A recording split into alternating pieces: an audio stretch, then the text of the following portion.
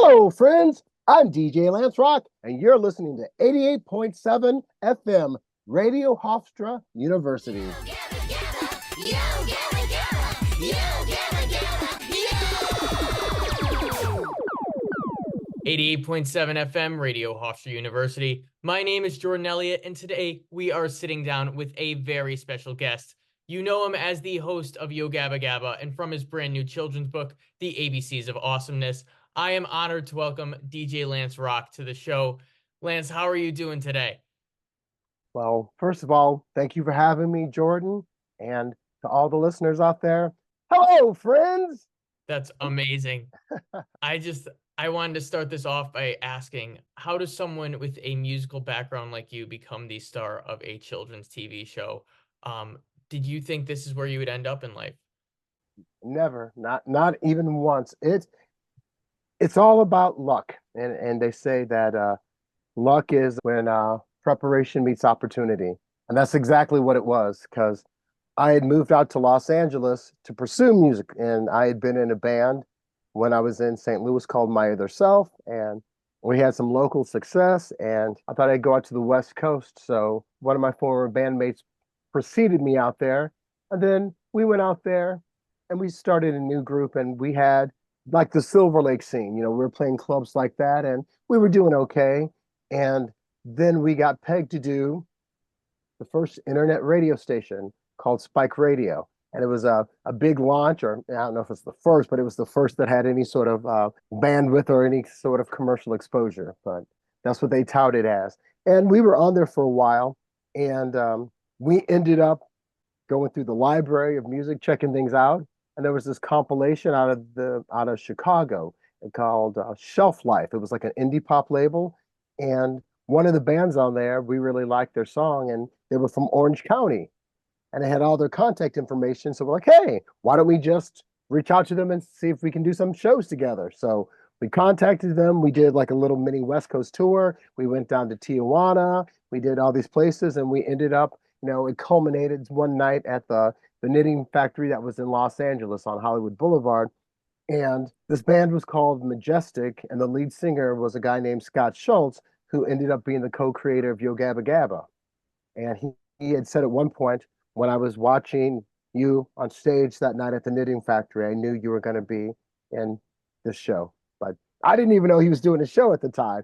And it was something I definitely did not have any interest in. Like when I first came out to Los Angeles, okay, let's do some extra work. It could be fun. So I'm briefly in the second Austin Powers movie, The Spy Who Shagged Me, like in the crowd scene when he drives the Volkswagen back to the 60s. I'm kind of in there, but you can't really tell it's me because they made me East Asian. So I'm an Indian guy with the sitar. So if you look real quick, you can see me, but that's me. That was just a situation that I thought, I don't want to do this. So I had no interest in doing this. So it just fell into place. And once it came, I said, why not?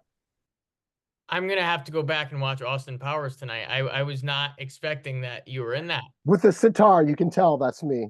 All right. Obviously, the show has a big focus on music. When you are not jamming out to Party in My Tummy, what kind of music are you mainly into? What is your favorite artist right now? Well, you can see I've got tons of records here. I don't know how you are, Jordan, but if you're anything like me, like your taste just keeps expanding. It doesn't change so much as you keep adding stuff to the collection. So one week I could want to listen to nothing but like, oldies. Another time I could want to listen to just nothing but like kind of 80s new wave and electro. And then probably 3 weeks ago, I was on a like old school hip hop kick. But I like everything. And the last records that I actually bought, I just got the new Chicano Batman album, the new Jesus and Mary Chain album, and Lou Reed's his last solo album that was kind of meditative drum music. That it was only out on CD, then it went out of print and Light in the Attic wisely reissued it, and so it's a first time vinyl. That's what I've been listening to as of the last week. Awesome. There were a lot of great guest stars on Yo Gabba Gabba. Are there any favorite stories you have from a guest star coming down to set? Any ones that really stood out to you, like you couldn't believe you were working with them? It's weird because a lot of times you don't know when it's happening, what's going to happen, and what kind of magic's going to be made, if you will. But obviously, when we did the episode where it was like the super music room, and you get to see where DJ Lance goes when he's not in the white land with the table and bringing all the GABBA friends to life. So you get to go back into the room where I live, and then my magic star was stolen, and then all my friends had to help me, and so that was the day we had to wrangle a lot of people together. And so Erica Badu came, Bootsy Collins came, Mark Mothersbaugh came, and Leslie Hall was there. It was pretty jam packed, and Biz Marquee obviously, and it culminated when we were going to do this song and Questlove. This was when it was still the late show with Jimmy Fallon. He had flown in from New York. He had some other stuff to do, and he had to go back to do the show that night. He flew in just to record this, and he did the takes, and then he flew back to New York, and that was pretty amazing. We love Questlove here on the morning wake up call. Jimmy Fallon, he's a big staple of New York City, so we love him here. Cheers to them. Good guys. Good guys. 88.7 FM Radio Hofstra University. If you are just tuning in right now, we are sitting down with DJ Lance Rock of Yo Gabba Gabba. Lance, I noticed that back in the summer of 2022, you had a residency at Knott's Berry Farm, which was a huge success. This was geared more towards children, but the OG Yo Gabba Gabba kids are grown and they want to see you. Is there any chance we could see you DJing some club gigs for an adult crowd in the future? I would say never. I'm actually going to be doing an event April 20th in downtown Los Angeles. And it's for kids as well, but it's more of a family event. It is called Easy Mornings at the Grand Molina Park. I'm going to be DJing that. So as far as getting into a club scene again, I would certainly do it. I like to DJ, so that would be fine. I was in Lexington, Kentucky last month, and it was for a con, but I also did an after party thing, which was kind of fun. But I would like to, it just depends on the circumstances. But obviously, I've got a lot of records back here, so I would certainly be up for doing that. We'd be excited to have you on Long Island anytime. Hey, if I make it to the East Coast, I'll definitely set something up. Awesome. One final question. In 2020, you started the Reading is Awesome YouTube series, and in 2022, you published your first children's book, The ABCs of Awesomeness. The book is still doing great today. What made you want to make this shift from TV to literature? Once we started doing GABBA live and going out and just looking at the families and seeing what was going on there, we noticed that a lot of the kids were focused and paying attention to what was going on because it's very colorful, kind of loud, it's catchy music, there's repetition there. We noticed you kind of repeat certain things. Don't bite your friends, they kind of sink in. But all good children's entertainment should have a little bit of positive learning in it, as far as I'm concerned. You look at the classics like Sesame Street or any of the shows, they try to teach you something. So we just thought, especially with the technology today, I was really shocked when a friend of mine, his 3-year-old daughter had a better phone than I did. And I was like, what is she doing with that thing? And she's playing on it and doing all this stuff.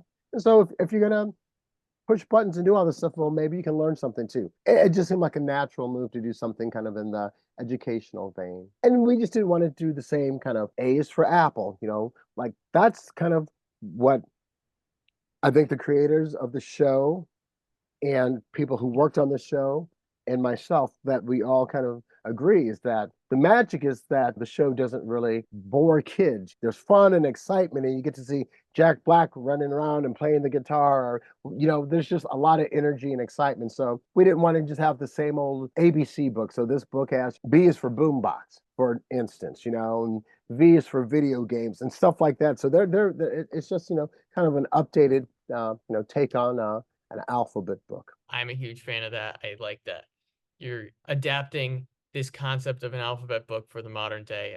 I feel like a lot of kids will resonate with that. And I can give you a little sneak preview because we just got this in. So here's the cover for the upcoming book that we're going to be doing. If you can see that there. We can't wait for that to come out. So hopefully we're going to have it all ready, and it should be all printed and ready to go by Comic-Con. That's the goal anyway. So this one's a little bit different. It's kind of, it's not just hey, it's awesome. It expands on that. And so I'm excited about this one. I think it's a lot of fun, and hopefully it'll inspire, children and their parents to keep imagining. Once again, I want to thank DJ Lance Rock for joining us today. Is there anything else you want to leave our audience with? No, if you want to check me out, I am djlancerock.org, or on Instagram, I'm DJ Lance Rock OG, because I'm the OG apparently. So. You are the OG. We all agree you're the OG. With 88.7 FM Radio Hofstra University, my name is Jordan Elliott. I'll see you next time.